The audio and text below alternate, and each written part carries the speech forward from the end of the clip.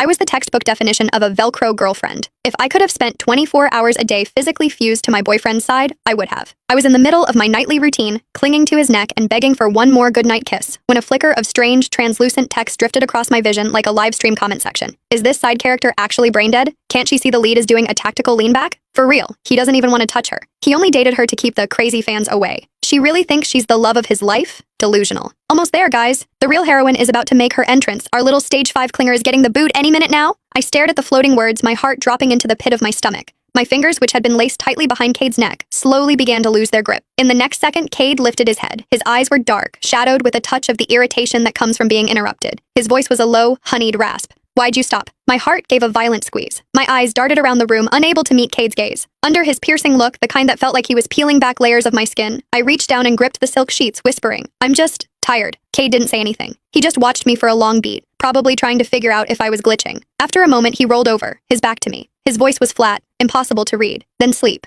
Staring at the broad, cold expanse of his back, I felt like I'd just swallowed a mouthful of ash. It was bitter and suffocating. I sat up and clicked off the lamp. As I lay back down in the dark, the words from that comment kept looping in my brain. I shifted toward the very edge of the mattress, leaving a vast, empty canyon of space between us. I did my absolute best to stay as far away from Cade as possible. I didn't dare press against him like a heat-seeking missile the way I usually did. Maybe if I stop being so much, I thought, he'll hate me a little less. In the silence, I heard his steady, rhythmic breathing, but my mind was miles away. To be honest, it wasn't like I hadn't noticed. I wasn't that blind. Cade had always been lukewarm. Whenever I tried to get close, I felt that split second of tension in his frame, a subtle rigidity. But I loved him so much it made me stupid. I wanted to be his shadow, his accessory, his constant. Cade never complained out loud. But looking back, those tiny furrows between his brows, the way his jaw tightened, they were all flashing red lights. He didn't want this. I'd just been playing dumb. I'd lied and told him I was scared to live alone just so I could move into his place. Then I'd pushed for more, invading his bedroom until I was a permanent fixture, wrapping my limbs around him every night like an octopus. He hadn't kicked me out, sure, but his first instinct was always to resist. I'd just been so desperate to be with him that I'd filtered out the truth.